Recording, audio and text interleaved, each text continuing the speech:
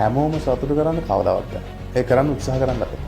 ගමනක් යනකොට Tamanට සපෝට් කරන අයත් ඉන්නවා, විරුද්ධ අයත් ඉන්නවා. සමහර අය ඉන්නවා උඩින් පෙන්නුවට සපෝට් කරනවා වගේ. ගමන කඩාකප්පා කරන්න කකුලෙන් අදින්න ඕවට බහින අය. සමහර අය වචන වලින් අපේ උදව්වට අපේ මේවකට කරනවා වගේ කරන්නේ. හැබැයි ඒක නෙවෙයි යටිහිතේ තියෙන්නේ. මේක කොහොමද කඩාකප්පා කරන්නේ. එහෙනම් ගොඩ දෙනෙක් ඉන්නවා. කවුරුත් කියන කිසිම කතාවක් අහන්නේ.